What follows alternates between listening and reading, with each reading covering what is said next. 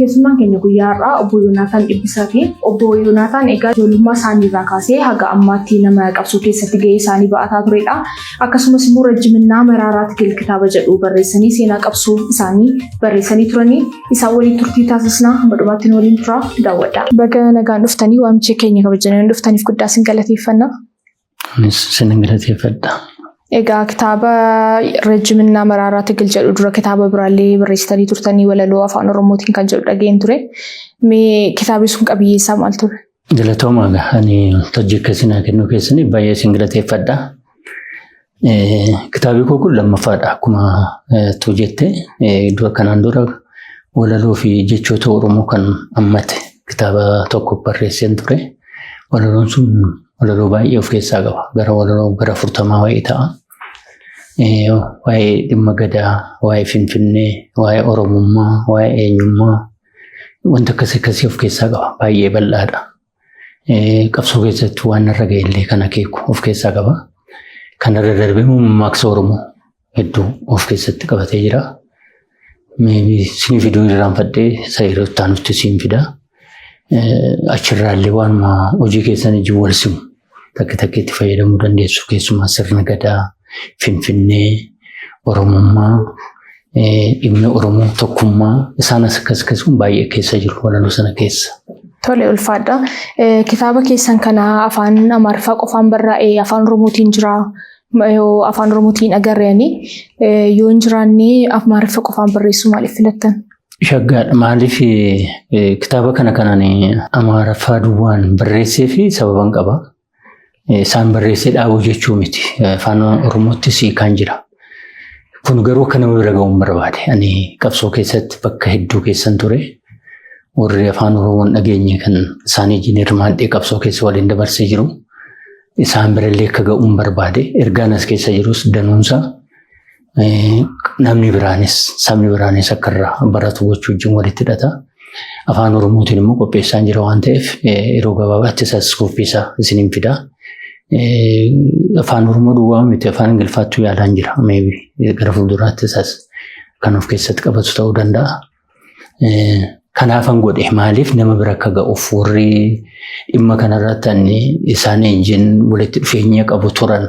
Akka waan keessa darbe isaan wajjin keessa dabarses akka barreef akka dhaga'an gochuu walitti hidhata. Kitaaba keessan irraa akkan argetti ijoollummaa keessanii kaatanii dhaqan qabsoo keessa turtanii Hayilee Sillaasee irratti ijoollummaa keessanii kaatanii qabsaa turtanii bara Dargii samma waraana humnaan qabamtanii geeffamuutti qabsoo irra turtanii keessumaatii yeroo Dargii sana ija jabinaan walga'ii Dargii irratti ija jabinaan dubbattu turtanii hiriyoonni keessan baay'een isin bira akka hidhaman kitaaba irratti dubbisaan ture. Waltajjii irratti akkasitti jajjabinaan dubbattanii maaliif hin hidhamin haftan yeroo sana? Egaan akkuma tu'etti qabsoo daa'imummaan hin jalqabe.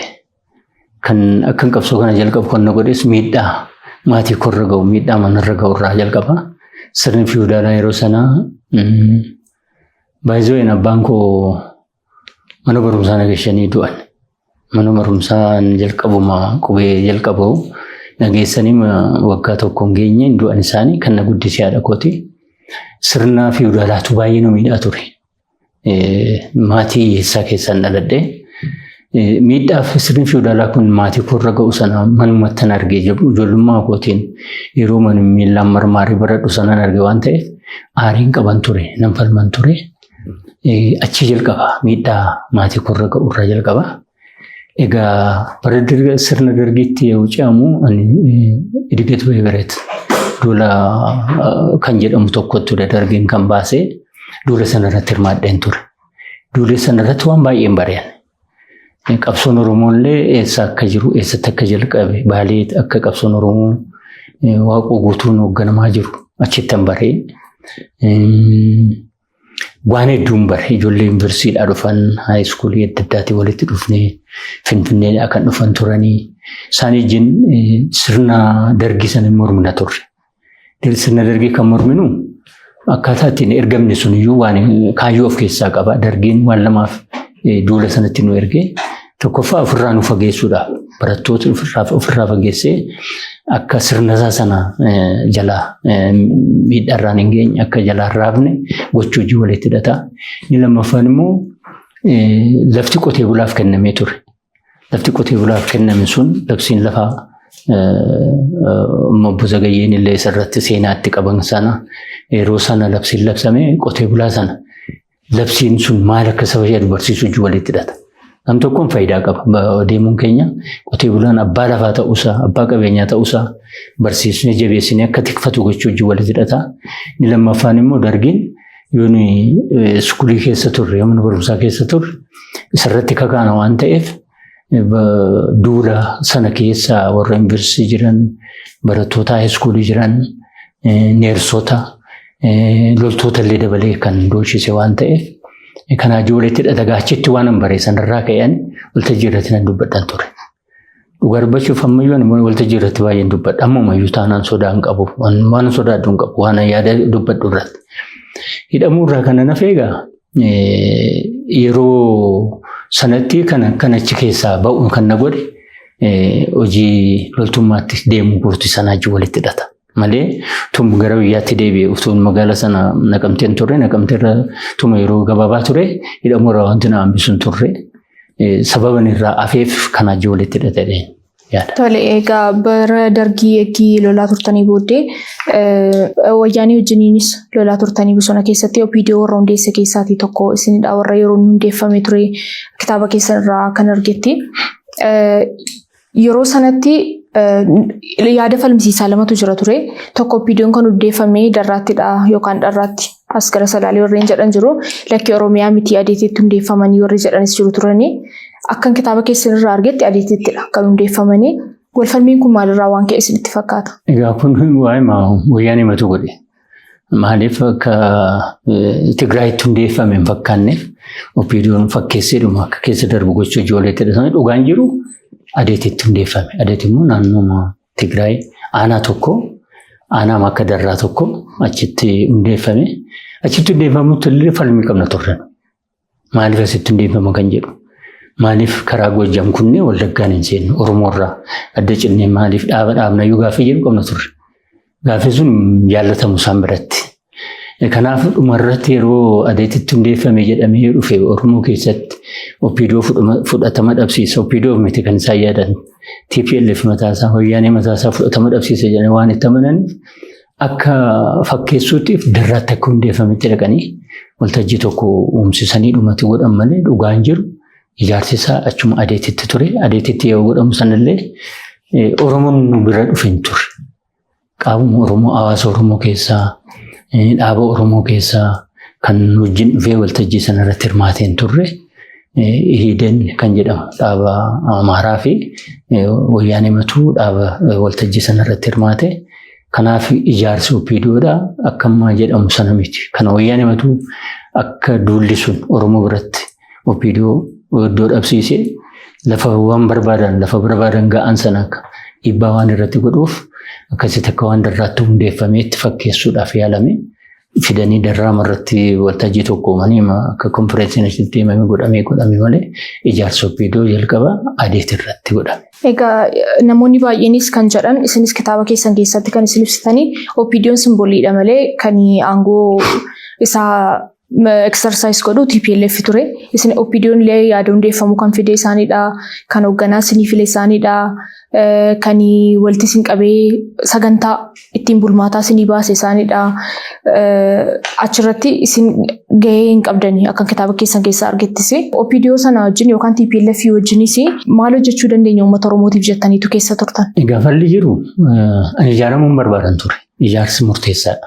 Ijaaramte malee fedha kee fi qabsoo Oromootiif waan barbaaddu galmaan ga'uu hin dandeessu. Sun immoo hin taane ijaarsa yeroo sana ture Oromoo keessatti kan ture ABO'dha. ABO'n illee ilmaan Oromoo naannoo Tigraayitti ijaaramne kana sassaabee qabsoo keessatti gashuudhaaf fedhan qabu ture.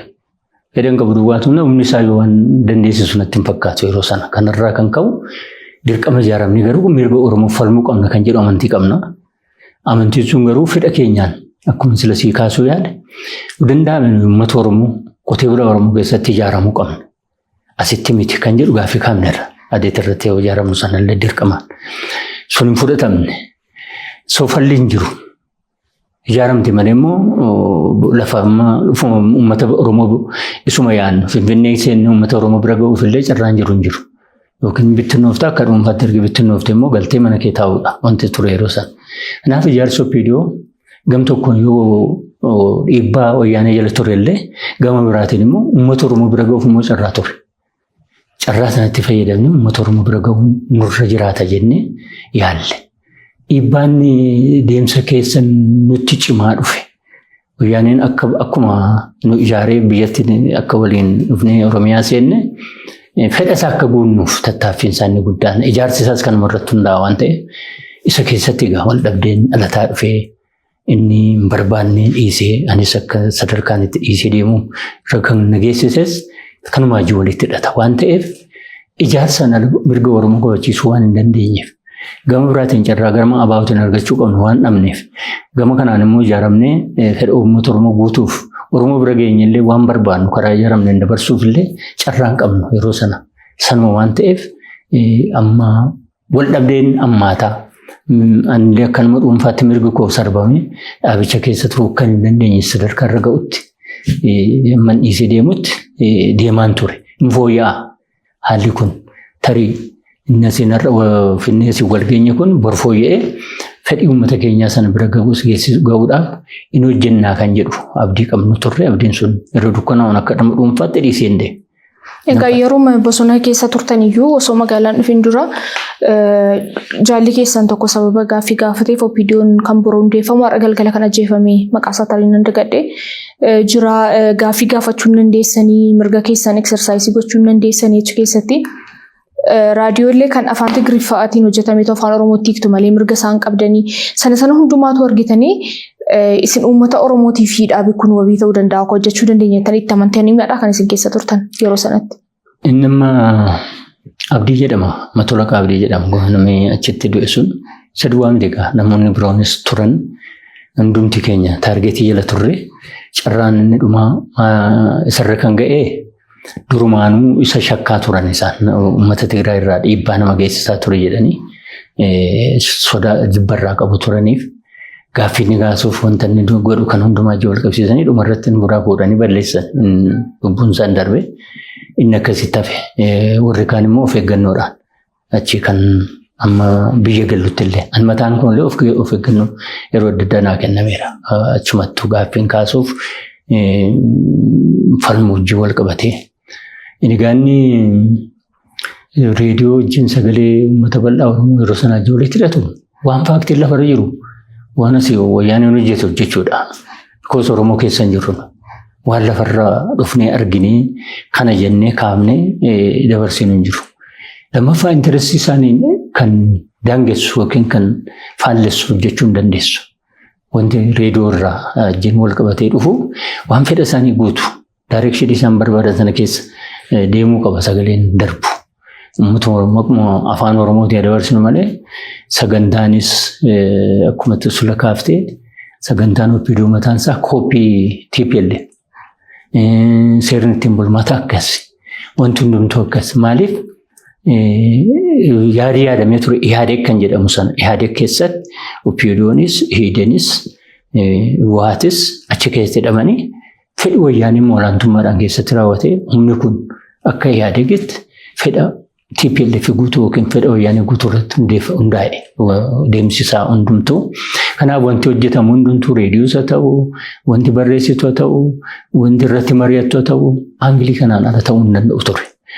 Garuu falli akkuma silasiin jedhe immoo rakkuma kana keessa dabarree nama gara dhumaatti jaluma boodan dhufe lafa reediyoo xaabiyaatti hojjennu akkuma naannoon mansiin jedhe adeetuma naannoo sana ture achumatti turre hafne warri kaan warri waraanaa warri adda addaa yoo biyya galan achi turre maaliif hojii miidiyaati hojiin miidiyaa sun immoo isa deemaa hin dandeessu chiteenyi amma isaan dhufnee finfinneetti arreenjimentiin hundumtuu guutamee dhufnee miidiyaa sana asitti dabarsuutti dandeenyutti achi turre. So wanti goonu hin jiru achuma teenye waan isaan ergan san dabarsuudha wanti ture. Lubbuma keessan hambifachuuf dhaabichi Oromoodhaaf hin fayyada jettanidha yeroo sanatti. Eegamaa uummata Oromootiin fayyada kan jennu deemsa keessa yoo dhuguma wal kabajuun jiraatee akkasitti ta'a ta'ee itti fufna ta'e tarii kama rakkoon kun kan jedhu abdiidhaan turre faayinaalii immoo akkuma jettee yeroo sana keessaa ba'uudhaaf biyya galuudhaaf illee lubbuu keetiin hambifattee biyya galuuf illee falli jiru hin jiru kanuma. Kan biraa Asmaraa irraatii gara Ihaadegitti yeroo lolaa fi deemtanii kitaaba keessan irratti yaada lamadha kan hin dubbise. Tokko yeroo nuni booji'amtanii Asmaraa yeroo jirtan jechuudha. Tokko yeroo sana eenyu wajjin loluu barbaaddu yeroo jedhamnu warri abaa'oo jedhamne ukkaamsamni akka nu isaaniitiin tolle warra Asmaraatti abaa'oo gaafa jennu ukkaamsanii jedha. Iddoo tokkotti immoo abaa'oon dhufee nu fudhachuu didee kan jedhu tokkotu jira. Isiniif isa fuula 54 irraati. አስራፊ ከነን ይጀዶ ከህይወት ጋር ሆነን እየታገልን ያሉ የትግራይ ልጆች ወዳውን ወደ ፈለጉት ሲሸኙ እኔና ሌሎች ጥቂት ኦኔግን የመረጠን የኦሮሞ ልጆች ግን ታግተን ቆየን ጃል ተቀባይነት አልተገኘም ጃላ የሮሰነቲ አስመራን አካ በርባን ዳባውቲ መከሙ ከሰነ ሰራከን ጅሎ ፉለጃ ተመራሞ ሌሎች በወቅቱ የነበሩ ድርጅቶች ከደርግ ከርቶ ሻቢያ እጅ የነበሩትን በርካታ የሰለጠኑ ወታደሮችን ሲወስዱ ኦኔግ አስሬ ናና ኦሮሞዎችን ወሰድ ተብሎ በሻቢያ በኩል ቢላክበትም ብቅ ልል አልቻለም። በዚህ ምክንያት ነበር ለኦሮሞ ህዝብ እታገላለሁ ብዬ ገና በለጋ እድሜ ከግንቢ አመጽ ጀምሮ ስናፍቅ የነበረው ቀርቶ ደርግን ለመጣል ስል ብቻ እህዴድን ተቀላቅዬ አብዛኛውን የወጣትነት እድሜን በሰሜን በተለይም በወሎና በአካባቢው ያሳለፍኩት አስረተማ ዶቶኮቲ አባኦቲ መከሙዋን በርባደኒ ፊ አባው በርባና ወንተ ሲንጀተኒ ፈልሙዳፊ አካ አስመራን ወረስ መራትን ቶሌፊ ስንኡካምሰን ትጅራዶ ዶቶኮቲሞ አባውዳን ኮቱ ፍረዱ ጆሌንኮ ሲጅሉሉ በርባዶና ወረባው ዶፈኔ ከሲም ፍረቹ ዲጃኒ ትራካንጅሩ ወሊን ፋለሱ ያዲኩን ኢምባለስ ማልጄቹ ተፈካተኒ ፈዲከኝ ሰነቱር maal barbaadduudha gaaffiin dhiyaate shaabiyaan kan nu dhiyeesse maal barbaaddu qabsoo barbaaddumoo qabsoo kaakulama jira biyya keessaa kan dhaabadhaatti itti wajjin qabsooftu jira isaanuma biratti illee qabsoo barbaadu shaabiyaa biratti deebitee akka qabsooftu sin barbaadu inni dhuma filannoo sii kennuu baatan illee ala ba'uudha kana sadan sii dhiyeessu sooni qabsoon barbaade qabsoon barbaanne akka oromootti abaa'oon nuuf dhufuu jenne. Abaa'oon nuuf dhufuu sana isaanitti dabarsinee irraa nuun jedhu. Hidhamnee turre achitti ittifamne asitti daangofnee teenyanii jedhamu sun waan isaan nuun jedhan irratti hundaa'a. Abaa'oon dhufuu didee nuun jedhu nuun fedha isaaniis ta'uu mala. Abaa'oon itti mamee dhufuu dhiisuu isaan nuuf hin galu. Isaan garuu kana nuun jedhu. Fedhi isaanii akka nuyi nuuffinee isaaniittis makamnus ta'uu mala. Sigalee qabsoon isaanii ofii isaaniis humna keenya lubbuu keenyas dhufuma isaanii qabsoo isaanii sanattis hin barbaadu. So achitti akka itti nu hidhanii tursanidha inni jalqabaanni suni. Fala'uun dhabu garuu abaa'oonis dhufuu didee ani isaanitti makamuun fedhan qabu kan isaan yaadan sana hambiseenan ihiideen kan jedhamu dhufee ijoollee fudhatu an jalqaban nama jalqabaan ture kan achi ba'uun barbaada waan ta'eef. Achi yoon ba'e at least one step forward gara fuulduraatti deemu na dandeessisa. Oromootti dhiyaachuun danda'a, Wallootti dhiyaachuun danda'a. Naannoo Oromiyaattis achi miliqees galuu nan danda'a. Abdii jedhu nan qaba. Yoommoo haalli sun naa mijate qabsaa'uudha. Egaa warri TPLF yeroo sana humna isaanii warri Tigree ta'an achii dhufanii fudhatanii qabsiisaa turan. Hin hawwina nuyi kana. Dhaabii Oromoos dhufee akka keenya nu fudhatee nus dhandhee akka Oromootti qabsaa'uun barbaadna ture. Gam tokkoon abaa'oonis dhibaadha. Waan humna qabu natti hin fakkaatu yeroo sanattis nu fudhachuuf. Gama biraatiin shaabiyaanis immoo nu nuffinee akka isaatti isaaniif deebinee hojjennu akka nu isaaniif qabsoonu kan gochuu wajjin walitti hidhata. Kana akka qabatamaatti ijoolleen nu biraa achitti hafanii qabsaa'an jiru shaabiyaa biratti. Oromoom ta'anii amma kan biyyatti galee nan beeku jira amma biyya keessa kan jiru. Shaabiyaa biratti qabsaa'ee kan kun falla ta'uu dhabu abdii kutatee maalamni uumitan ta'a kan jedhu akkuma sileen jedhamtee taa'urra ukkamamtee iddooma tokko isaan fedha isaanii guutuudhaaf taa'urra kan shaabiyaattis makamee qabsaa'aa jira. An garuu fedha kana hin qabu. Warri kaanis fedha kana hin qabu. Fala'uu dhabnu marratti garuu dhaabni maqaa Itoophiyaatiin qabsaa'uu dhufu isatti makamne. Inni sun nuu ta'e nuun taane yaada koochi keessatti ibsaa dhufeeraani rakkoo adda addaa qaba. Tuunanii Oromoo keessatti qabsaa'ee fedhe qonni guddaan. Qotee bulaa Oromoo keessatti umurii sanaan qotee bulaa Oromoo Qotee bulaa naannoon itti wajjin qabsaa'aa ture Walloo keessaa fedhii isaa hin argu hawwiin kun Oromiyaa yaada. Gaaffii isaan si gaafatan fedha isaan qaban sana hawwii isaan waaniidhaaf qaban sana jijjiiramaaf qaban sana tun Oromiyaa keessatti godheef tun ilmaan Oromoo qotee bulaa Oromoo eebuu bilisummaa qabu foolatu sana keessatti godhe kan jedhu hawwii qaban ture. Egaa isin jaallattanii miti kanattis kan makamtanii abaa'ootti immoo makamuu barbaaddu TPLF keessa giseentanii OPDO eegii hundeessitanii booddee immoo sanattis garaan keessan quufaan turre ittiin quufne hin jaallattan turtanii kan kitaaba keessan irraa dubbisetti sa'aatii sana maaliif abaa'ootti makamne? Yeroo ce'umsaa sana abaa'oonis humna godhatee miti kan gale haalumatu mijatee dhufe malee. Yeroo garoon isin hin jedhu chaartara boodatu hin taane yeroo bosona keessa jirtan sanayyuu jechuu qola. Eessaani? Fakkeenyaaf achii kaatee naannoo Amaaraatii kaatee naannoo Oromiyaa dhaquun impossible hin danda'amu waan heddumaa yookiin dargaggeessatti kuftaa karaa beekuu qabdaa waan adda addaa beekuu qabdaa. Lammaffaa immoo gaafa dhiyaane fedha kootiin yoo itti makame malee yoo inni na fedhee kottuu natti dabalamedha malee ofumaa fiigee dhaquun sanaaf naan taane.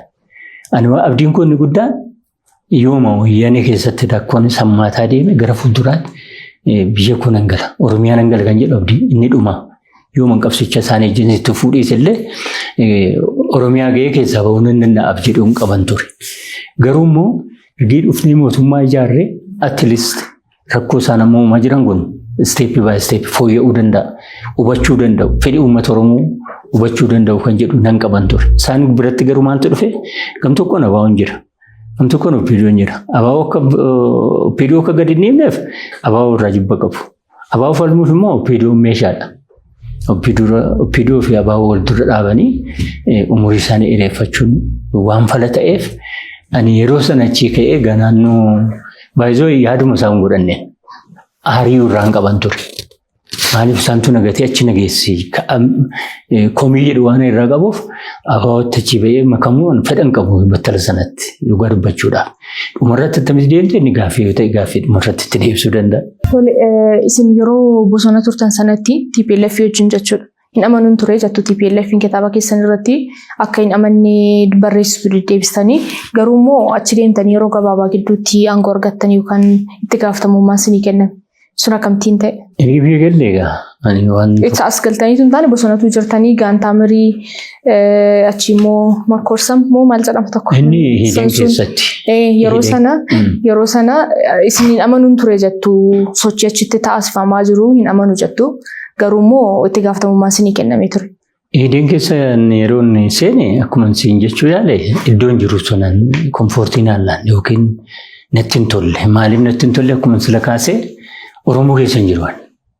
Fedhiin koo garuu fedha Oromoo qotee bulaan Oromoo abbaan qabeenyaa Oromoo dinagdee isaa keessatti akka dinagdeedhaan guddatee akka inni qabsoo Oromoo jabeessu qotee bulaan Oromoo jireenya isaa fooyya'ee qonnaan isaa fooyya'ee kanan qabsaa'uuf isaaf inni guddaan. Achi yeroo ture sana falli hin jiru. Kan achitti qabsaa'aa turan ilmaan Oromoo ilmaan naannoo sana qotee bulaati. Barumsa illee hin qaban. Sadarkaan isaan irra fooyyeen qaba achitti. Barreessuudhaan, dubbisee amansiisuudhaan. Kanaaf yeroon hojjedhu sana itti gaafatama waan itti kennan diduu hin danda'u. Yoon dides jiraachuu hin danda'u waan ta'eef. Seera jira. Seera ittiin bultu jira. Heera ittiin bultu jira. Heera sana fudheen, seera sana fudheen kananii achi keessatti miseensa ta'e. So waan isaan natti kennan sana dirqama natti kenname sana dhaqee waraanee humna kana qabadhu jedhan dhaqee waraanu. Barsiisii yoo jedhan komisaara ta'e hojjedhu jedhan gaantaa yookiin humna nama 30 qabu geggeessee yoo jedhan dirqama humna 90tti geggeesseera jechuun humni dhaabichaa yeroo sanatti amma achi keessa turetti jechuudha. Kanaaf dirqama sana diduu hin dandeessu. Maaliif seera ittiin bulmaataa sana fudhattee seentaa sagantaa sana fudhattee seentaa. Yoon seenes baradheen seene diduu hin danda'u dirqama waan ta'eef yoon achi amman turetti dirqama sana fudhee waan hojjechuun irra jiraatu diina kanan falmaa jiru dargiidha baay'ee dargii falmuuf sadarkaan itti danda'amu irratti waan natti kenname hundumaa raawwachuun irra jiraata diina sana immoo Boreessa kan ga'u yaadaan ani sayyaada malee achi bara baraan jiraannaa miti. Dargii moonee bor Oromootti makama kan jedhuun qaban ture. Dhaabichuma keessatti garuu deemsi keessatti wanta dhaabisuun gara dhumaatti illee dhufee maqaa Itoophiyaa ta'e itti fufuu hin dandeenye. Gara maqaa naannoo Amaaraatti yookiin dhaaba Amaaraatti jijjiirratti gara fuulduraatti. Maaliif ilmaan inni qabsiisaa ture sun Oromoos haa ta'u Amaaras haa ta'u Guraagees kan inni of keessatti qabeessu dhufe sun yoo biyya galamu akka barbaadetti ta'uu hin dandeenye. Maqaa sanaan maqaa Itoophiyaatiin deemuu hin dandeenye. Olaantummaa kan qabu TPLF waan ta'eef inni hideen sila maqaa Itoophiyaatiin kan qabsaa'u sila olaantummaa qabaachuu qaba ture akka maqaa isaatiitti. Maqaa Itoophiyaatiin qabsaa'aa ture waan ta'eef. Inni sun garuu maqaa TPLF immoo olaantummaa qabu hunduma keenya irratti. Isa maqaa Itoophiyaatiin qabsaa'u sanas haa ta'u, isa maqaa Oromootiin ijaare sanas haa ta'u, ofiisaatii isatu bita, isatu olaantummaa irratti qaba waan ta'eef dhaabni sunillee amma dhumaatti itti fufuu waan hin dandeenyeef TPLF gara maaliitti jijjiirsisee dhaaba Amaaraa akka inni ta'u godhe jechuudha dhumarratti. Tole eegee biyya galtaniitii booddee iddoo tokkotti gara Eertiraa deemtanii barreessitan irratti kan hin argee bara chaarteraa sanaa Shaabiyaa fi TPLF waliin ta'ee abaa'oo lolee biyyaa baasee kan jedhu komii qabdu turtanii sanas immoo nama wayii haasofsiisaa turtanii isin rukutee baasee jettaniitti dubbataa turtanii bara sana OPDO maal hojjetaa ture? Egaa maali wanti OPDOon yeroo sana maquma Ihaadeegii waamama. Ihaadeeg inni jedhamu olaantummaa kan qabu. Isin jettanii keessaa baastaniitu kanaaf nuti rukutee hin jenne. Yeroo amma dhugaa dubbachuuf ani amma dhugaa mansitti maal waan keessa seenaas kanan gaa'eefis dhugaa irratti hundaa'e. OPDOon waanuma wayyaaneen jedhu raawwachuudha yeroo sanatti wanti guddaan maqaa maaliin maqaa Ihaadeegiin. Ihaadeeg ambareellaa ta'ee TPLF olaantummaadhaan Ihaadeegiin ganuuf Eedeen kan keessa jiru, OPDOon kan keessa jiru, Dabuubiin kan keessa jiru maqaa Ihaadeegiin hojjetama. So yeroo sanatti humni Shaabiyaa yeroo mootummaan Dargii kufu sana akkuma jirutti biyya gale. Biyyuma kana ture. Hin deebine. Itoophiyaa keessa ture bakka adda addaa iddoo qabatee amma wayyaaneen humna ta'ee jabaatee fedhasaa inni sitti barbaadu sana guutuu fi danda'utti maqaa Eertiraas biyyi Eertiraas akkamitti akka deemte olaantummaa TPLF walitti hidhata waan ta'eef amma kun raawwatamu itti biyya keessa ture. Abaa'oon egaa yeroo sanatti yeroo ce'umsaa sanaa naannoo Oromiyaa keessatti rakkoo hamaa uumaa ture. OPDO wajjin har'a miseensa OPDO wajjin haasaa galgala hin ajjeesa barbaade waliin mari'atamu galgala boombii irratti darbachuu jira. Qabsaa'onni OPDO maqaa OPDO yeroo sana Oromiyaa keessatti baay'ee miidhamaniiru. Abaa'oodhaan. So kana keessatti abaa'oon yeroo ce'umsaa sana keessa mootummaa keessaa ba'uudhaaf yaale. Yeroo inni mootummaa keessaa ba'uuf yaalu sana marii tokko ture akka hubattuuf. Marii sana humni abaa'oon qabu mamii. Maaliif bibittinnaa'ee ture kaampii ofiisaatii kaampii dhiisee kaampii qabadhuuf taa'e. Humni biyya tokko geggeessu waraanni biyya tokko geggeessu waraana tokko malee waraanni lama hin jiru jedhamee itti mamee didee abaa'oon. Waraana lama ture. Kam tokkoon kan Ihaadeeg kam tokkoon kan abaa'oo. Humna kana sassaabiitii kaampii gashee achitti waan barbaachisu kenniifi mootummaan hin kennaafi achi jiraatu kan jedhamu ture marii godhame. Mariin suni Shaabiyaarraa Ihaadeegirraa an akka OPDOtti bakka bu'ee kan mari'ate tokko obbo Barakat kan jedhamu kan Ihaadeen jira. Tokkommoo Tawaldee kan jedhamu kan TPLF nama sadii. Shaabiyaarraa nama lama immoo nama sadii turanii abaawarraa buleen cofaa eenyu hawaasinni baaleetti du'e kun isaan fa'i turan. Bultii 15 mari'an. Abaawoon humna qabu yeroo sanan bareen gara 20 qaba ture. Loltuu 20 qaba ture. Loltuun 20 kun abaawoon kan deemsa keessa horate miti. Yeroo Dargiin kufe sana Oromoo kan ta'e loltuun Dargii kan Oromoo ta'e baqatee kan itti makameedha. Abaawootti qabuu isaa wajjin akkuma jirutti abaawootti dhaqee gale. Humna 20 qabaa jedha abaawoon. 20 kun akkuma abaawoon illee humna kana ofitti loltuun Dargii maal barate beektaa? Waa'ee tokkummaa barate. Abaawoon gantaa jedhee barate. TPLF gantaa jedhee barate. Shaabiyaan gantaa jedhee barate. tokkummaa Itoophiyaatiif falma loltuun dargii sun mataansaa. Yoo abaa bira dhaqu kana jijjiirratee miti kan naqe. Kun jirtu Oromummaa isaatiin baqatee qabeessa qabatee dhaqeetti maqaa. Gara baa'ootti yeroo makaman ammas biratti dhaaba keessa turan keessatti namni ta'e tokko waraana. Isinis amma waraana kan as turtan kan TPLF turtan. Gaafa garuu abaa'ootti makamtan abaa'oo taatanii hidhattan malee kana taatanii hin namni. Akkuma kana warri kunis tariiti. Dargii waraanaa turan garuu abaa'oo ta'anii makaman yoo ta'e. Abaa'oo ta'anii makamuu danda'u. Garuu maal jijjiiramu qaba beektaa? Sammuun sun fakkeenyaaf loltuu kuma 20 salphaa miti. Humna guddaadha bara. Abaa'oo yeroo sana humna akkasii hin qabu. Humna kana jijjiiruudhaaf dandeettii illee hin qabu. Taa'ee barsiisee sagantaa isaa ajji walitti dhihee isa keessaa socho'ee miti akkuma jirutti baatee ture. Humna kanatu kaampii gashii jedhame hin didame. Lolli sun egaa kan ka'e kan abaa'oo fi kan wayyaanee fi shaabiyaan ittiin abaa'oo rukutan jedheen yaada kaasee yeroo sana.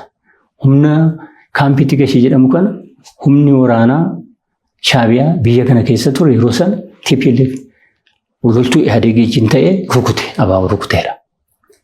Abaa'oo rukutee abaa'oon sun loltuun sun akkuma silasin jedhe dhidheessa irratti inni hidhamee inni kaan iddoo adda addaatti hidhamee rakkoo guddaa turre ga'e hin bittinnaa'e. Utuu kaampii galaniiti yoo maan ta'an jettanii amantu? Inni kaampii galaniis nafuuf. Kanaafuu falmachuun isaanii sirrii ture kan. Waan ta'uu qabu ture beektaa humni sun silaa maal ta'a karuma nagaatiin sibiila irraa eegamee jireenya nagaa jiraachuu danda'a ture. Kaampii galuun kaayyoon isaa tokko kana loltuun lama jiraatu kan godhii kan jedhame karaa nagaatiin biyya kana geggeessinu ta'e mootummaa humna mootummaatu geggeessa malee humni biraan mootummaa ta'e yoo cinatti jiraate hin ta'uu jedhame. Kanaaf kaampii gasheetii hidhannoo isaa hiikkatee seeraan lafatti makamuu qabutti makamuu qaba. Akkas seerrisaa si'an nama jedhame. Seerrisaa akkuma sana ta'eetu jiru obbo Yoonaataan dhiifamu. Amantaan qabaataa TPLF irraa ba'uun yeroo sana amanee loltuu isaa hiiksisee gashuu danda'a ture. Eessattuu kanaaf rakkoon jiru amma kan humni sun rukutamee fi abaa'oonis amantaan qabu. Humna kana kennuu duwwaa sun ta'e eegsisuun barbaadu. Kojoo itti fufuu barbaada abaa'oonis sii galee humni sun hiikkatee waan ta'e abaa'oon hin jiru ofiin jedhaa jira waan ta'e ofii isaatii hin jiraadhu. Humni kun kennamuu hin qabu hiikkachuu hin qabu kan jedhu qaba. Kanarraa ka'ameeti didame. Kan yoo didamu sun egaa tarkaanfiin fudhatame humni shaabiyaa asitti makame waraana TPLF abaa'oo Ihaadeg deeggaree abaa'oo rukute. Abaa'oon hin bittinnaa'e. Hoogganni isaas hin baqate inni kaan lubbuun baqate inni kaan kan du'e akkuma sirsiin jedhee hawaasfaa Baalee keessatti du'e lubbuun isaa darbe. Goota ciccimoo meeqatu dhume. Sana booda gaanas maraa naqu itti gaafatamaa siyaasaa biyyattii. Ogeessa guddaa Yemaanee Yemaanee kan jedhamu wajjin mari'adhen. Yoo mari'adhanii hanqabsoofan dhufee atoo Yemaanee. Obbo Yemaanee hanqabsoofan dhufee har'a abaa'oon isin bira jira. Abaa'oo galeessa Itoophiyaa keessaa rukutanii kan baasan immoo isinii wayyaanee wajjin walii galtanii. Har'a immoo abaa'oon lafa qubatu hawwutti dhabu isintu fidee immoo bira keessanii. Ammattanii teessoo ta'e inni isaaf hin dhumne qabsaa'uufan dhufee nu qabsoofsiftoo taatanii gaariidhaan jedheen. An kanaafan dhufee daa'ima waggaa 4 fi waggaa 6 dhiisee dhufee. Yoo nu qabsoofsiftoo taatan hin dhufe malee abaa'oo ammattanii akka teessan yoo ta'e gaarii miti hin jedheen jalqaba irratti marii jalqabnu saajjin wal dhabne. Akkama kan nuun jettaanaan jedhan. Dhugaan jiru sana ani immoo hoogganan ture waan ta'eef waan godhame waan hin beekuuf mariirras wajjin turre waan ta'eef nama isaanii wajjin teenyee mari'anne waan ta'eef rukuttaa sana isintu geggeesse harka caaluu isintu miidhaa geessise. Abaa'oon akka achi ba'uu barbaaddanii gootanii ammoo abaa'oon gaafa Afrikaa keessa Somaaleerras Sudaanis Keeniyaas lafa qubachuutti dhabu immoo Jibuutiirras lafatti qubachuu dhabu immoo argitan fiddanii immoo keessaniitu. Amma ammattanii teessoo ta'e qabsoo Oromootiif hin ta'u. Naafan immoo saafan dhufee deeggaree humna kana jabeessee qabsaa'uufan dhufee kana gootan hin ta'a jedheen dubbanne wal dhabnee jechuudha nama sanaa wajjin jirratti. Akka egaa yeroo gara abaa'ootti makamtanii guyyaa muraasa gidduuttidha hoogganaa adda bilisummaa Oromoo wajjinis kan wal dhabdanii namoota wajjin yaadaan kan walii galuu dadhabdanii innumaayyuu isin kitaaba keessan irratti warri abaa'oo nama bashannanaaf ba'e malee nama lolaa ba'e hin fakkaatanii jettaniitu ibsitanii akkas ta'e amantuu taana maaliif abaa'oo keessa turtan? Waan lama akkan itti deemen sitti hima. Ani amma abaa'oo ta'uudhaaf hin baane mana. Garuu baqattummaan barbaanne. Ani biyya ormaa dhaqee baqattuu ta'ee jiraachuun barbaanne. Yeroo sana wayyaan irratti aariin qaba. Dirreen itti dhaquu danda'u bira tokkittii turte. Abaa'oo duwwaadha. Qabsaa'uun barbaadan. Haaloo wayyaanii ba'uuf jechuudha malee xiiqii guddaan qaba. Sagantaa adda bilisummaa Oromootti amantanii turte. Miti. So lafa dhaqu garuu hin qabu. Baqattummaa akkuma isin jedhe Jarman dhaqeen Jarmanii mootummaan paartiin yeroo sana biyya bulchu nama naa ramadee assaayilemii kadhuuti siif miti anaan jedhe hin barbaadu. Nan qabsaa wayyaanee diina Oromoo diina uummata Oromoo daa'ima koo bara waggaa 2 waggaa 4 waggaa 6 siin jedhe miti isaaniif assaayilemii kadhachuu hin barbaanne isaan nan baasan ture yeroo sana sila. Garuu ijoollee Oromoo miliyoona jira. Ijoolleen Itoophiyaa miliyoona hedduu jira. Isaan kana miidhaa jira. Humni kun waan ta'eef humna kanarratti beekumsa qabu humna hin qabu. Yeroo sana immoo foolataan ture. Dandeettiin qaba baay'ee qaba humna hin qaba. Kan maamiti. Nan fiiga waan fedhe tabba ba'ee baguu nan danda'a. Dhaqee humna kana jabeessee yooma isaan dagatanillee waan isaan irratti gargaaree guutee wajjin dirree Oromiyaatti seennee qabsaa'uu qabna kan jedhu amantaadhaan hin seenne. Haaluudhaa fi gara qabsootti seenuun garuu xiqqoo hin ulfaatu. Kaayyoo qabsootti osoo namanii. Inni ulfaata. Ulfinni isaa sun achitti irratti ga'eera. Waan humna yaadee dhaqe sun immoo akkuma silasiin jedhe rafee jira, ciisee jira. Waan wal dhabdee kan akkuma kaasee kan fidee isa. Gaaffiima jalqabaa. Maalli ani dhaqee hoggana baa'uu suma jalqabanii akka tooyimaan himman siin jedhu kana jiinaa sa'in itti gaafatamaa dhaabichaa Ato Daawud Jeenaa sa'e. Ato Daawud wayyaaniin amma kufaa jira. Obbo Daawud amma wayyaaniin kufaa jira. Maal qophii qabna han jedheen. Qophiin immoo waan hedduu barbaachisa. Manifeestoo barbaachisa. Sagantaadhaan hin ta'u. Manifeestoo jechuun waan hundaa of keessatti hammate. Qotee bulaan maal argata qabsoo kanarra. Sagantaarra kan taa'ame sana waan gurguddaa sana fuutee diteelsi kaa'uu qabda. Darazartee. Bittinneessitee keessee kan argattaa kanaaf qabsaa'etti akka inni aarsaatti baasu goota. Isa abbaa qabeenyaa akkamitti akka inni achi keessaa bu'aa argatu qabsuu sanarra. Aarsaa kanaaf immoo maal sirraa akka eegamu baasuu kan inni qabu waan hundaa kaa'uu qabda. Manifeestoo qabna wayyaaniin kufaa jira. Yeroo sana immoo wayyaaniin wal dhabdee jirti kan sidifu. Wal dhabdee raafamaa jirti. Biyya kanaaf immoo kan qaqqabuu danda'u abaawoodha. Jalqabuma silaa Oromoo bal'aadha waan ta'eef uummata Oromoo guddaa bakka bu'ee jira waan ta'eef. Manifeestoo qabna wayyaaniin kufaa jirti. Even nu dhiisitu warrumti kaanu warri kaanu manifeestoo baafatanii tocho'aa jiru. Qabnaa yoo hin qabaanne abaamtu. Yoo qabaanne yoo jiraate immoo agabbismaana yeroo wajjinii jedhiin gaafadhe. Kun baay'ee cinqii miti naan jedhame. An qabsoofan nage barra. Malee taa'uudhaaf yookiin asmaraa keessa mana bunnaa miti yookiin naannee ooluudhaan miti. Tariitii kan walii galuu dadhabdanii fi sagantaan adda bilisummaa Oromoo giddu gallisaa Oromoo waan ta'eef falmii Oromoodhaaf waan taasisaa jiruu fi haala wayyaanii duwwaa miti jedhee waan hin yaaduuf. Isin immoo tarii wayyaanii haaloo ba'uuf waan deemtanii fi ariitiidhaan waan ta'e hojjechuu waan barbaadaniif sanaaf ta'uu danda'a. Lakki sagantichas hin jibbineen. Yookiin nagee bareera sagantichas. Garuu qabsoota Oromootu ciise. Qabsoon sun immoo hoggana baa'uu irratti xiyyeeffata. Hoggana baa'uu hin tochoon qabsoo hin tochoo barra. Hoggana murteessaan. Hogganni amma maali TPLF saba xiqqoodha bara. Shaabiyaan uummanni hogganu saba xiqqoodha bara. Garuu hogganni isaanii cimoo walitti hidhatoo ititoo waan ta'aniif. Isaan keessaallee dhommoqu of keessaa baasanii fedha barbaadan sana ammeenyas haa ta'u gaariis haa ta'u galmaan gaachuuf hojjetan. Hogganni baa'uu garuu kana miti. Cimaa miti. Maaliif qabsoon Oromoo harkifate waggaa 50 ol lakkaa'eera bara 67 jalqaba sagantaan abaa'oo kan kaa'ame. So humni kun maaliif uummata bal'aa kana karaa barbaadeen aariin koo isa ni guddaan uummata bal'aa keessaan ba'e sabni bicuun yoo nutti taphattu humni saba bicuu keessaa ba'e sitti taphatu si aarsa.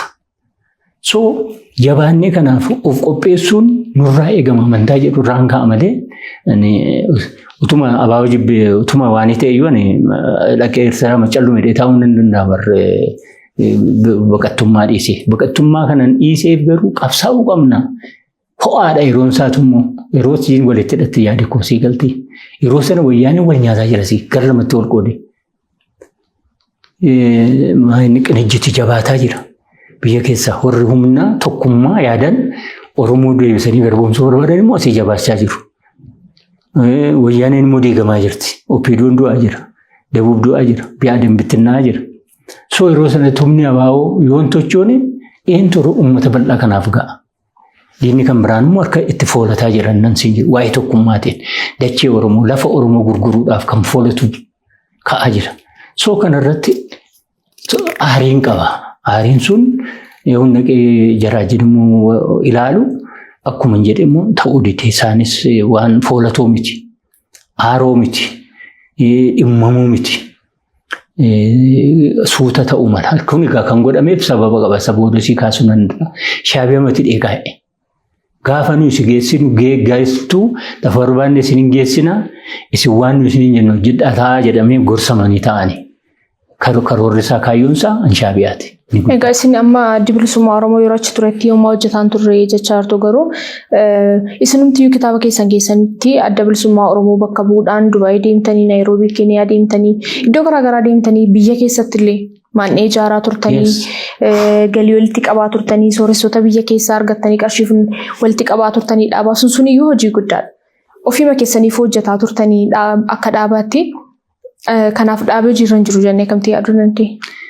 Maal sitti fakkaate yeroo sana kanan hojjedheef Oppiidoo keessatti humna jiru horachuu.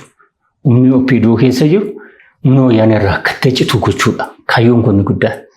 Maaliif egar biyyattii kana keessatti humna beekuusaa qaba. Humna hoogganaa tures, humna gaggeessaa tures isa waan ta'eef Oppiidoo keessaa sabboononni warra keessa namoonni jiru muraasni kan fedha wayyaaneef dhaabbatanii hojjetan. Warri dakaa kun garuu ijaaramuu qabu amantaa jedhuun qaba. Maaliif yooma wanta asmaraatti hojjetamu suni naquufsuu baate illee biyya keessatti tochoa isaaniinis kanan jedhu tokko kana qooda koo ba'uun qaba amantaa jedhuun ofirraa qaba. Kanaaf abaawoon yoo xiqqaate biyya keessatti waan hojjetamu kana jabeessine isachitti ciimnu sana influensii gochuu qabna. Shaabiyaas dhiibuu qabna. Akka fedhiin biyya keessaa influensii gochuu qabna. Dhiibuu gochuu qabna jedheen amana waan ta'eef hojii naa kenname. Ajaja dhaabaatiin himtii hojiiwwan sana hojjetaa kan turtan. Asmaraa biyya Keeniyaa yoo ture bara Keeniyaa waggaa 3 hojjedheen. Na ajjeesuuf humni wayyaaneen humna natti ergeen na ajjeesuuf socho'aa ture. Anduu an sodaanne qabsichi garuu socho'uu qaba amantaa jedhu irraan ka'ee Asmaraas dhufee Keeniyaa taa'eedha. Amma waan itti dhufeera bara amma Moyyaaleetti illee dhufeen waan hojjetamuu qabu hojjedheera. Dubaayii naqee akkuma ta'etti waan adda addaa hojjedheera. Biyya Iraan illee dhaqeera. Kishi Desseetii kan jedhamtu tokko dhaqeen. Qabsoo kanaaf maaliif yoo jarri jabina dhaban illee jabaachuu qabna amantaa jedhu na keessaan baane. Nan hojjedha ammumni koo danda'e. Kanaaf waan dhaabina ajaje immoo hin dinne. Waan amma akkuma siin jedhu yoon addaan baatee qabaadha yaadaan illee jara wajjin waan isaan naa kennan garuu daqiiqaa tokko fa'a alan dhaabban. Nan hojjedhe nan raawwadhe. Saakirifaayisiin dhufuu godhamuu qaba amantaa jedhu irraan ka'e. Dhaabni hin jedhamu dhaabni hojjetaa hin jiru siin jedhaan jiru. Wanti hojjetamutu sadarkaatti uummanni Oromoo barbaadu irra hin jirruudhaaf aariin koo. Sadarkaatti uummanni Oromoo eegurra hin jirru abaawoon jedhame hooggantoota abaawoo addana jirtanii jedhe dhaqee. Maaliif aarii asii na baasee jira asii daa'ima koo gatee hin deeme bara. Maatii koo gatee hin deeme bara. Yoo naqummoo humna dasee kitaaba asitti dubbisuu arganne carraanaan jedhu namni hooggan abaawoo keessaa waan dhaga'u attaman ta'a. Nuko kitaaba yoo asitti dubbisuuf carraa arganne naan jedhanii bara. Amma kana haasa'u. Waa'ee dhimma qabsoo olaantummaa rakkoo haala ummatichi bal'aa kanaa wajjin walitti hidhataan turre. Xiiqinna keessa jirana. Xiiqin isaan keessaa dhabee dhaqee jiru. Isatu na aarsa. Kanaaf ofii keessa xiiqii qabaattee waan si ajamu. Ani filannoo irratti dhiyaadde dabara. Koree gidduu abaa'u ta'e nan dide. Hin ta'u. Gaardii ta'een eega. Gaardii ta'een hojjedha malee koree gidduu ta'uuf hin dhumne hin jedheen. Maaliif hojjechuun barbaada aariidhaan? Hidhamaadhaan kanaafan koree gidduu bagadhe. Koreen gidduun hojjetu faankshinaali miti. Maqaaf jira. Maquma qabsoo jenna. Maaf seentanii hin jijjiirre? Yaalii waan baay'een hojjedhe falmii godhee tuusii kaase. Amma yaadaman sii kaase. Nandi de waan jettaniif hin jedhe koree giddu galaa taanaan rakkina. Hin jiru kaa.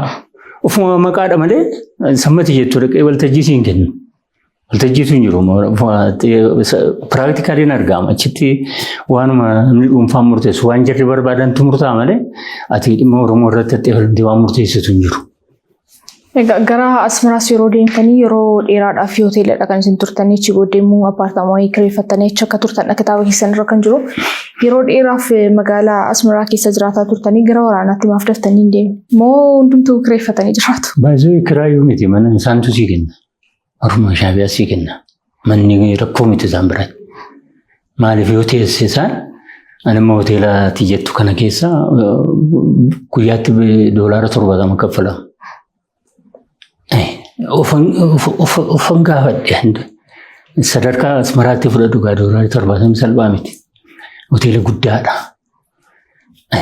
$70 naa kaffaltanii hoteela taa'uuf dhufeen hin jedhe. Jarumaan. Yoo dandeessanii $70 kompiitara tokkoo fi kilaasii akkasii tokko naa kennaati 70 naa kireeffattu ji'atti. Kompiitara tokkoon barbaada. Hojiif barbaada. Hoteela akkasii keessa dasa'ee taa'uun dhufne hin jedheen dhugaan siin jedha.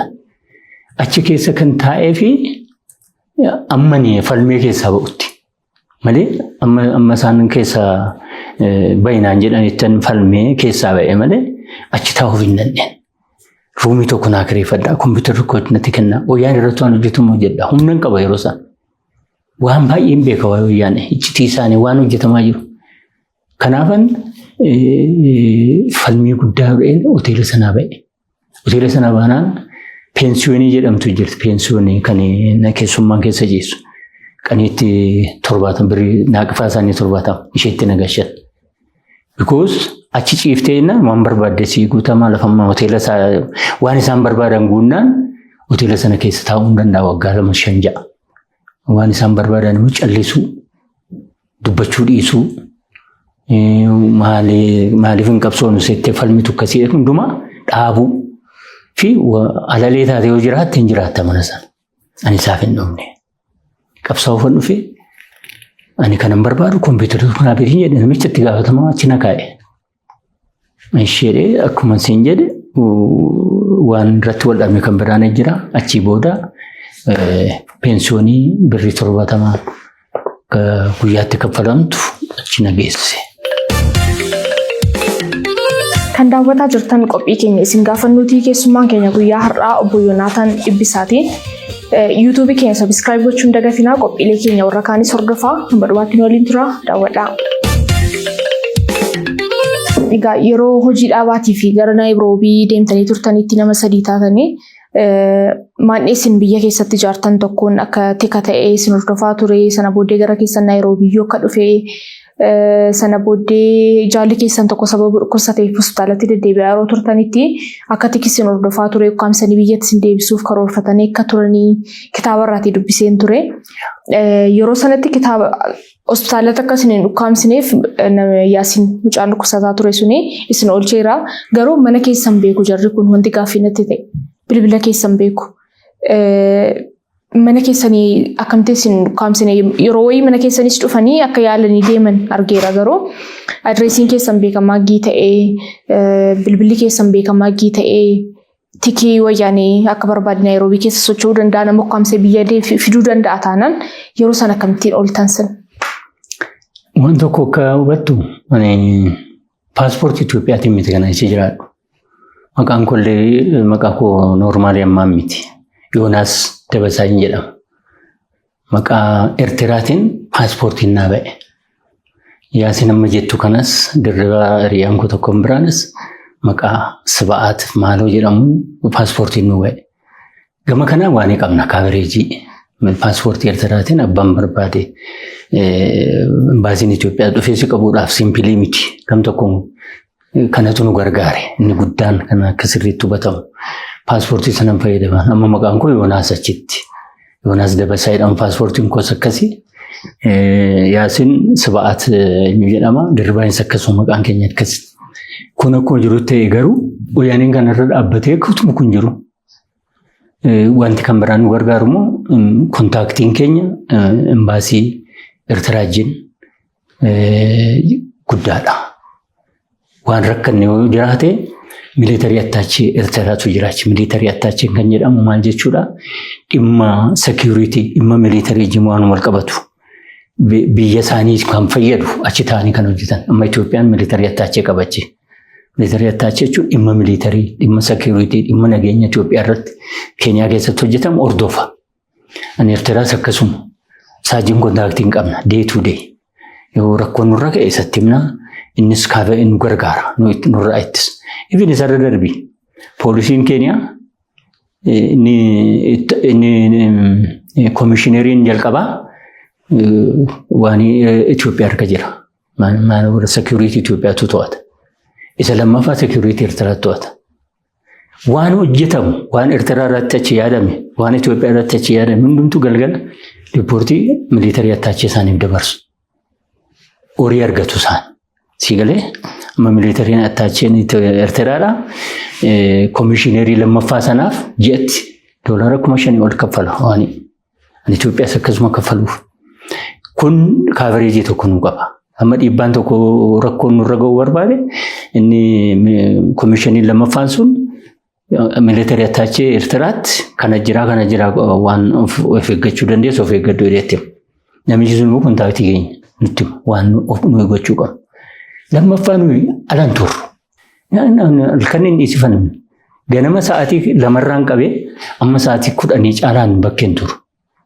Magaalaa Naayiroobii keessa. Yoo deemu kofiyaa kaawwadhu nas akka itti kaawwadhee deema akka itti naannessee jaakeetiin kaayadhu jijjiirradhee keessaa duubaan kan qabu. Anas idii kaawwadheen tochoodha. Akkasitti of eegaa turre. Inni lammaffaan jarra nu dhiisanii miti. Akkuma sila jette. Kaavereejii ammaa qabna kan kireeffannee jiraannu mootummaa irraa laandiloordii jedhamu biyya Keeniyaatti warri mana sii kireessanii laandiloordii kanarraa kireeffanna. Laandiloordiin kun waan keenya fuudhee barreessee Eertiraawii ta'uu keenya barreessee mootummaatti galii godha. So simpilii si attaakii gochuuf wanti yaadamu jira. Sarara darbee egaa gurbaan kun dhukkubsatee hospitaala yeroo jiru sana utuun hospitaala naqin gurbaan tokko asii biyya keessatti inni ijaaretu asuma mootummaan nutti erge. Mootummaan kan erge immoo akkamitti sitti fakkaate? Yaasiin jedhama obboleessi koo achitti baddalame kun isatu ijaare gurbaa kana. Isa wajjin hojjetaa ture dur biyya keessatti. Yaasiin kun Arsii bulchaa ture. Bulchaa Arsii jedhama. Zoonii bulchaa ture. Inni gurbaan amma asitti inni ijaare kun immoo opereetarii jedhama. Opereetarii isaa ture. Opereetarii jechuun dur akka yeroo Ihaadeg biyya galee waan seentariidha. Godina tokkotti deemu reediyoodhaan hiikameeti godinicha bulchaa godina sanaaf kennama. Isaantu hiika waan miccitii attiin ergaan sun darbu akka namni hunduu bira ga'ee iccitiin sun hin bittinnoomnetti waaniidhaan hiikamee koodiidhaan hiikamee kennama. Isa hojjetaa ture gurbaan kun. Isa ijaare Yaasin. Gurbaan kun nan qabame mootummaan na bira ga'ee jedhe. Jee tokko ergi ijaarame. Na bira ga'ee na hidhuuf jedhu lubbuu koo na baasii jedhe Yaasiniin. Yaasiin kana nu dhiyeesse namni Oromiyaan. Jee tokkotti namni mootummaa bira ijaaramee qabamu hin jiru maal hojjetee gabasa dhiyeessiin jedhe hin jiru. So falmii ka'e wal dhabne ani qofaa jarri 2 ta'an dhufuu qabaa jedhan. Attamitti ofitti fennaa? Dhufuu qabaa jedhan. Hooggana baa'oo Asmaraa jirutti himame. Namni Oromiyaan isas dhufuu qabaree innis jaraa deggeree namicha kana nutti ergan. Gurbaan kun hin dhufe. Opereetarii ture. Xonnoqee akka koo kanatti uffatee dhufe. Eerpoortii irraa. Dhufuu nu bira galee. Guyyaan galgala nu wajjin bula. Guyyaa embaasii wala. Waan nu asoomnu, waan nu taphannu, waan nu bilbillu hundumaa fuudhee dhaqee embaasiitti riippoortii godha. At the end gurbaan mansiin jedhu Yaasin dhukkubsatee hospitaala gale. Angana manne gadi dubbisa yookiin ani fi riyyaan koo sun dabareedhaan annaa kan gaafi waliin nannaa inni immoo erginu achi koollee achi baanee immoo dhufee dubbisa. Akkasitti Wayyaaneen gurbaa kana nama bira ciibsanii akka bartuuf nama gurbaa kana bira dhaqee ciisee nu hordofee nu qabu bira ciibsan. Ka Wayyaanonni humna isaanii humna tikaa isaanii Yaasinuma bira ciisee dhaqee gurbaan kun. Yaasin bira ciisee galgala dhufanii boriitti akka nu qabuudhaaf yaadan umureetan kaataatarii uffateera gurbaan kun baay'isuu. Kaataatarii jechuun fincaa'uu hin danda'u waanidhaan tubboodhaan fincaa'aa isa uffatee ciisee jira. Isa bira ciibsanii boriitti waan isaan mari'atan afaan Tigreetiin haasa'u. Yaasin immoo hin danda'a afaan sana. Dhaggeeffate. Waan isaan jedhan dhaggeeffate ganama anillee akka isaa dhukkubsadheenaaf gurbaa dirribaa jedhamutu irbaata fuudhee fi deeme nyaata. Yoon achi ga'u gurbaan mana keessaa ba'ee alatti eegee qabamuuf jenna amma naaf waan ittiin baqadhee manatti galu naa kenniitii ofii keetii karaa qabadhu jedhaan. Baqadhu badi.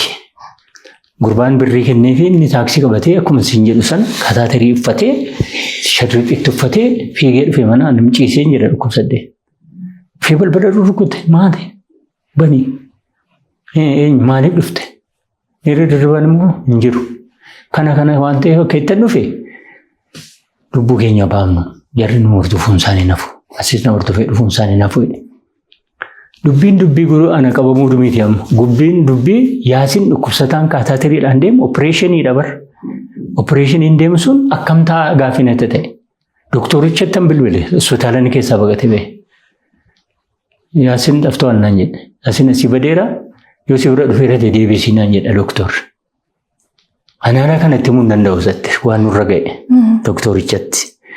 Yaasin egaa nan gorsaa yoon inni na deebi'ee nan dhufee inni nan nuffee ji'a tokko ga'eera ergiin hin fayyine maana ciisee deemu falmaa jira na dideen jedheen. Kanan deebise jedha sana. Maaliif sekiriitii nu ari'aa jiran jechuu hin danda'u jira. Akkasitti ta'eeti egaa Yaasin ergii hin du'e yookiin lubbuun isaa darbee ergi inni lubbuun isaa darbee booda humna mansiin jedhu militarii attaacheen sila siin jedhe embaasii Itoophiyaa keessa jiru nama 3 qabatee galgala sa'aatii 4 irratti dhufe gurbaan kun. Dhufee balbala rukute. Balballi biyya sanaa laakkasiim humna waan keetii aaxirii qaba mudibbiin. Aaxiriin sun sibiilaan cufamee jira. Dhufee dirribaadhaan maaltu namni rukutee gadi ba'e. Yoon gabba'uu dhaabbatanii maal ennaan ana dhufee poolisiin na qabee jedhee. Poolisiin na qabee poolisiin immoo lafa dur turte deemi nuun jennaan nutti agarsiisee isaaniin informaashinii gaafannee na qabanii dhufanii jedhe. Weeraas poolisii miti jira militarii attaachee Itoophiyaatti galgala sa'aatii 4 ani hin beeku jira. Afaan Ingiliffaa warra Keeniyaa aksentii Keeniyaatiin nattaasa'ee militarii attaachichi. Amaara namichi booda banii hin banuu jenneen. Isaan egaa maal yaadanii injeektii nu godhanii fuudhanii deemuuf turan battala sanatti. Akkasitti waan sana keessa darbine malee dubbiin salphaan turre. Kan daawwataa jirtan qophii keenya isin gaafannu karaa miidiyaa Soofmariin torbantii al tokko isiniif darbudha. Keessummaan keenya guyyaa har'aa obbo Yoonaataan Dhibbisaatii hamma dhumaatti daawwadhaa nu waliin tura. Egaa gara adda bilisummaa Oromoo eegii seentanii booddees yaadaan gargar ba'uun isin gidduutti uumamee ture. Keessumaa immoo eegii obbo Garasuu Tufaa Koloneel Gammachuu Kamaal Galchuufaa dhufanii booddee adda ba'iinsi wayii isin gidduutti uumamee ture. Yeroo sanatti isin guutummaan guutuutti gara booddeerra falmii yeroo dheeraa booddee yeroo keenya waan deemaaruuf gaafsuudhaa fi falmii yeroo dheeraa booddee yaadaan Kamaal Galchuu wajjin yaadaan akka tokko taatanii fi waliin hojjechuu jalqabdanii turtan. Egaa wanti baay'een adda bilisummaa Oromoo kana hojjenne sana hojjenne jettanii waan mufii qabdaniif waanis immoo kuniin hin ariifannee suuta jedhu jettanii amantaniif kan isin garee tokko hundeessitanii wajjiniin Kamaal Galchuuf wajjin jalqabdanii isin homaan milkaa'e. Gaaffiin impoortaantiidha. Gaaffii gaariidha kuni. Akkuma tu jette ani tu Kamaal faan dhufi waggaa 6 ture qofaa koo. Isaanuma gidduutti falmii godha. Falmiin sun falmii salphaa miti. Akka indiviijuwaaleetti waan yaaddullee miti garuu qofuma koo keessa taa'ee asirraa oguun kuna fooyya'u kan jedhu falmiin ture. Inni nuyis abaaboo keessatti hidhannee Kamaal Faargee dhufanii jalqabne abaaboon fooyya'uu qabudha. Fooyyessuu qaba adeemsa isaa kana. Sagantaa isaatii jalqabee seerri ittiin bulmaata isaatii fooyya'ee akkuma sila jenne manifeestoon uummata mobilaayizii qophaa'ee abaaboo keessatti jijjiiramni dhufu baatee sadarkaa amma abaaboon ittiin jiru qabsoon Oromoo achiin siquu kan jedhu irra geenye haala qabatamaati. Uumamuu achi siquu hin danda'u. Sumarra argitu. Sumarra rakkoo uumamee lafarra jiru kana. Kanaaf abaaboo keessa jijjiiramni dhufuu qaba. Abaaboo kirraa foxxoquutu hunda abaaboo jijjiiruu qabnaadha ka'umsi sii galtee. Abaaboo akkamitti jijjiirra asuma siin jedhe kan. Manifeestoo gaarii qopheessuu qabna. Sagantaa isaa haala qabatamaa yeroo wajjin waggaa 67 bara 67 qophaa'essa haala qabatamaa yeroo wajjin fooyya'uu qaba. Heerri bulmaata isaatis akka itti fooyya'uu qaba. Kana goonee abaaboo keessa jijjiirama finnee abaaboon tarkaanfachiisuu qabna. Gara fuulduraa deemsisuu qabna kan jedhu ture. Ka'umsi keenya jechuudha. Kanarra dhaabbannee falmiin ture sun waan nuyi yaadne kana opposiitii ta'anii dhaabbatan jirra. Hin ta'u. Abaaboo keessatti abaaboon tuqamuu hin qabu kan jedhu. Yoo barbaaddan abaaboo keessaa dhaaba kan biraa dhaabbadhaa baati. Lakkisaa kun hin ta'u. Abaaboon ammoo ati dhaaba dhaluu malee bilisummaan dhallee jenne bakka sitti himna. Bilisummaa dhashuu qaba malee bilisummaa dhaluu qaba malee abaaboon dhaaba dhaluu hin baay'ate. Ani yeroo nagetti kan Galaasaa Dilbootiin hoogganamu qaama ce'umsaa kan jedhamutu abaaboo keessaa irraa ba'e. An ga'ee waggaa ba'uudhaaf waggaa tokko fuuldura. Yoon achi ga'u qaamni kun qofaatti ba'ee jira. Naannoo Keeniyaa tocho'a, naannoo adda addaa tocho'a qofaatti. Abaaboon immoo jijjiiramni yoo jalqabnu inni kan eessaa dabalamuu hin qabu. Lakkisaa fooyyessinu dhaaba kanaa. Karaan ittiin fooyya'u deemuu qabnu. Qabsoon Oromoo achi siquu qaba. Uummati guddaan kun miidhamaa jira. Wayyaaneen qorqaa jirti. Bor maal qaqqabuudhaaf deemna? Ergi uummati kun gaggabee du'e. Maal goonaaf dandhee kan jedhudha falmiin keenya inni guddaan. Kanarra dhaabbannee deemne jijjiirama kana ijaarre. Jijjiiramni kun fedha isaanii sanaan ala miseensota baa'uu bakkee jiran hundumaa kan hirmaachise waan goone faayinaalii bal'aadhaan yoo itti deeme yeroo keenya akkuma ittiin ta'u jijjiiramni kunis hin takaalame. Shaabiyaan hin barbaanne. Odoon siin jedhe hoggannaa baa'ummoo shaabiyaa qabatanii jiran gurguddoon achi jiran muraas immoo isaanitti hidhatanii jarri kun lamaan walii ta'anii jijjiirama kan kuffisuu irratti gahee guddaa taphatan. Akka inni diigamu gochuu irratti.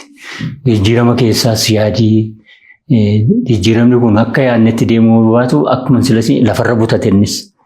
Yoo lafarra dheerataa deemu rakkoon tammaataa deeme harca'uun dhufe. Achirrattis komaaleejinis wal falmii keessa galleenus. Innis gara jireenya dhuunfaatti yaaduu rakkoo adda addaa uumuutti jalqabe hooggana keenya ture. Anamma fakkeenyaaf siyaasaan hoogganan ture achi keessaa. Ijaarsa dhaabaa kana kanatu hooggana ture. Akka itti feeleeritiin dhufee jijjiiramni sin kufe. Sana booda akka dhuunfaatti waan hin godhan sitti himan. Dhaaba tokko dhaabuun qaba. Seenaadhaaf qabsoo dhaabuun qaba. Qabsoon dhaabe garuu maal jedheen dhaaba kan jedhu irratti murteessa.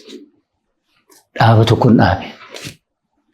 Dhaaba waan hin sallee manifestoon isaan jira gaafa tokko itti agarsiisuu hin danda'a. Akkuma jirutti kaa'een jiran waan dokumentiin gatu baay'ee rakkuma keessa taa'ellee dokumentii sana qabee dhufeera. Dhaaba sana biyya keessaa alaa ammas dargaggoota ijoollee sakiriitii keessaa baay'een qaban ture biyya keessaa alaas namoota akka nama 100 taane ijaare. Shaabiyaatti dhiyeessinuu naan jedhan. Shaabiyaan jijjiirama didee shaabiyaa abaaboo sachi butuu dhiisetti uttamittan dhiyeessaan jedhe ijoollee kanaan. Akkuma ta'e dhiyeesse wayyaanee falma waan ta'eef mootummaan kun wayyaaneetti dhagaa darbatu argate nu gargaaruu danda'a jedhan. Hin ta'u jedhee mannutuma falmu dhiyeessennaan dhiyeesse. Firmaa kootiin itti gaafatamaa ta'e dhaabicha. Achi booda hin labsitu jedhan. Hin labsamu barbaadan isaa aadaa marma keetti ogashuu barbaadde labsinaan jedhe namichi waan kana boodan intaa jennaan harree qallee intaa jennaan harree gannee jedheen qabsoo Oromoo dhaaba Oromoo keessatti hirmaachuu kan jedhu bara 2012 akka Faranjeettan sitti labsiin keessaa ba'een qabsoo keessaa. Ittaansee achi biyya sanaa bahuudhaaf karaan ittiin danda'uun falme. Biyya sanaa akka sila gaafatte ufumaan ba'amu. Sin baasani bara. Shaabiyaan salphaas ittiin fakkaate. Iccitii isaa fuutee deemta waan ta'eef akka tachii baatee waan isaa ammeenya isaa odeessisu waan hin barbaanneef waggaa 15 guutuu Asmaraa keessa taa'e. Tole mee yeroo bara biyya keessa turtanii viidiyoo turtanii tokkotti sin deebisa. Egaa adeemsa seeraatiin Itoophiyaa irraatii Eertiraan adda baatee turte. Mee Asab haala kamiin ture kan kenname yeroo san Eertiraadhaaf yeroo adda baatanii gaheen keessanoo maal ture yeroo sanatti? Waa'een Asabii kakootti irrattuun hirmaanne. Waan lama yeroo ce'umsaa sana mootummaa yeroo ce'umsaa keessan ture. Akka hoogganaatti immoo hooggana Ihaadeegis ture, hooggana OPDOs ture. Lamaanuu keessaa rooliin qaban ture. Dhimma kanarratti eenyu waa'ee Asab irratti mari'anne waa'ee tokko Asab ibn sarara dhaabbattee waan tokko kaaftee amma kaleessallee UN sekreetariin waa inni jedheedha. Itoophiyaan Asabiin kan dhabdee murtee namoota TPLFiitiini. Mormuuf yaaltaniitu yeroo sanatti haalli ture akkamii kamtiin kennan? Lafti itti mormituu hin jiru bar. Mormiin hin jiraate ammaa waltajjiin nuu kenname waa'ee Asab irratti falmiin kan qabu waltajjii yoo jiraateedha. Waltajjiin sun akkoo eessatti dhumee dhufe sitti fakkaate. Londonitti dhume. London abaawoon keessa ture Ihaadeeg kan mari'achiisu Shaabiyaa kan mari'achiisu immoo Helmeen kun kan Ameerikaa bakka bu'ee achitti hirmaataa ture. Namichi kun maal jedhee yaada dhiyeessee Asab akkuma Itoophiyaan itti fayyadamtutti itti hafuuftu. Isiniifis hin fayyada, Itoophiyaanis immoo dinagdeedhaan akka miidhamne itti fayyadamtu jedhe. Yeroo sana Shaabiyaan illee fudhataniiru baay'ee.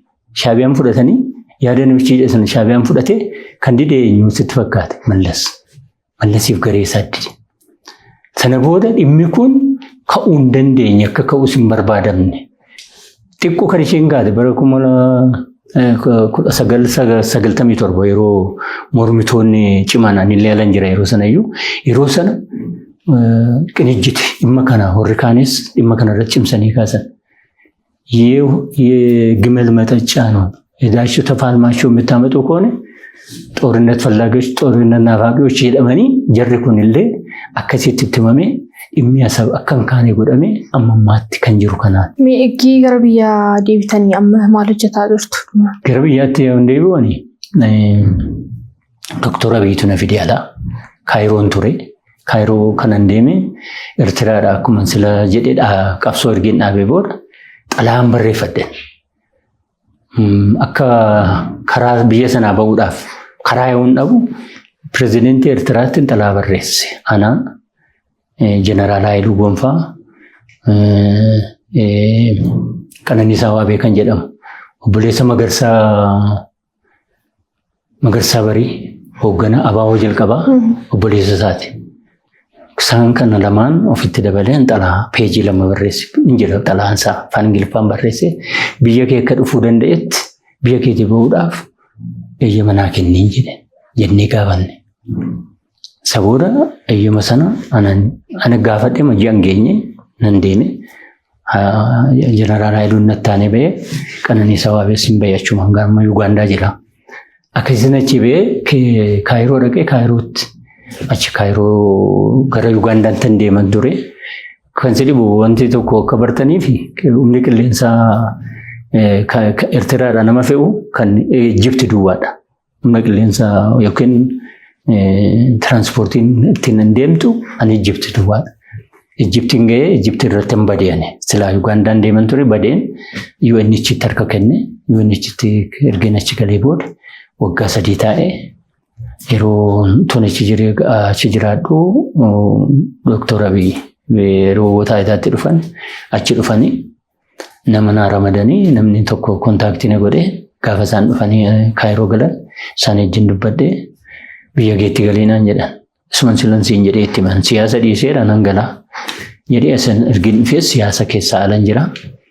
Dhimma Oromoo irratti garuu nan dubbadhamayyuu eessatti waltajjiin argadhe irratti dhaaba NGO tokkotti na ramadanii ture. Dhaabni sun amma yeroo ammaa faankishinaali miti baay'ee. achirra hin jira jechuudha. Gara fuulduraatti garuu kana yaadu dhaaba gargaarsaa tokko naannoo itti dhaladhetti dargaggoota barumsarraa rakkoon adda bahuu danda'an akka isaan itti fufuu danda'an gochuu irratti waldaa daboolamii tokko kan jedhamu naannoo biyya keenyaatti ijaarree jirra. Ishee irratti hojjechuudha fuula duratti kanan kaayyoo qabu jechuudha. Kitaaba korraa dhumarratti illee kaa'e. Tole mee dhumarratti bara aangoo keessanii bara qabsooftan hundumaa keessatti gaabbiin keessan maali? Dhalooti kun irraa baratu jiran jettan.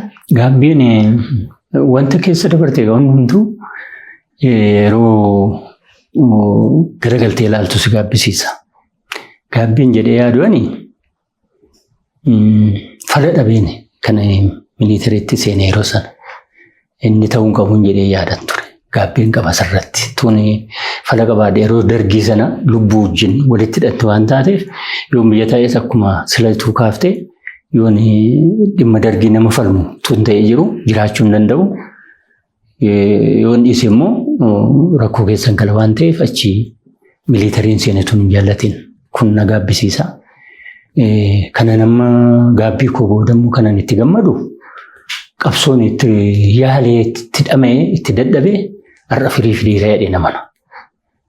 Maaliif bu'aa guddaan argaa jira har'a magaalaa Itoophiyaa keessatti haalli qabatamaan lafarra jiru yoo xiqqaate Oromoon hoogganuu isaatiin jijjiirama dhufee amantii jedhu natti uumee jira.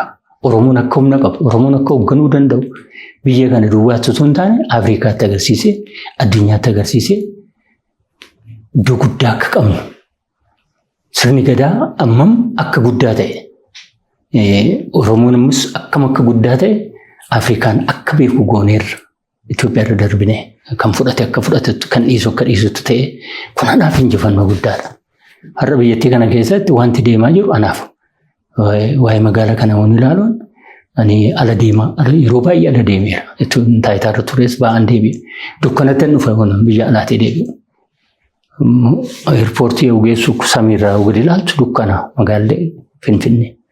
Yeroo dhiyoos garuu ani biyya Taayilaandii deemeen ture hojiidhaaf wayii tokkoof. Yoon achi deebi'u gara gammachuun natti dhaga'ama. Har'a balaqqeessa fi magaalli keenya karaansaa ibsaansaa kun anaaf injifannoo guddaadha. Abbaa ta'uu keenyaan dhufe kuni amantaa jedhu natti uumeera. Gara barnootaatiin Oromiyaa keessatti miliyoona 10 baraa jira. Uummata biyya tokko ol uummata gaafa Afriikaarra jiranii Jibuutii Eertiraa dabaltee biyyoota xiqqoo hedduu caala poppileeshiniin barataa Oromoo kun anaaf injifannoo guddaadha. Yeroon baradhu nama 1,000 guutuu barataan Oromoo dhufee Finfinnee keessatti seenee kan baratu. Har'a garuu miliyeensi barataa jira waan ta'eef anaaf injifannoon akkasii guddaadha. Har'a of danda'u karaa nyaataatiin of danda'u irratti hojiin naannoo Oromiyaatti hojjetamaa jiru. Hojiin akka biyyattiitti hojjetamaa jiru injifannoo guddaadha. Galanni Dooktor Wayiif haa ta'u. Viizinii hooggana qabu. Viiziniin kun immoo akkuma sila jedhe waan Oromoo wajjin walitti hidhata. Wisdeemii Oromoo wajjin walitti hidhata. Beekumsa Oromoo wajjin walitti hidhata. Sirna gadaa Oromoo wajjin walitti hidhata. Kanaaf hoogganaa viizinii qabu sirni gadaa uume of biraa qabnutti akka Itoophiyaatti Itoophiyaa maqaa ol kaasee akka Oromootti immoo Oromoon akka mataa ol qabatu godhee anaaf gammachuu guddaan immoo caalu kana kan jedhuun qaba. Ayyee waamicha keenya kabajanii istiidiyoo keenyatti dhuftanii gaaffiif deebii waan waliin gootaniif guddaa sin galateeffannaa. Galatoomaa. Galatoomaa isinis baay'een gammadaa nagaa naaf yeroo keessanii. Qophiin keenya sin gaafannu torban kana asuma irratti raawwatee jira. Torban keessummaa biraa ajandaa biraatiin walitti deebina. Hangasitti nagaan tura.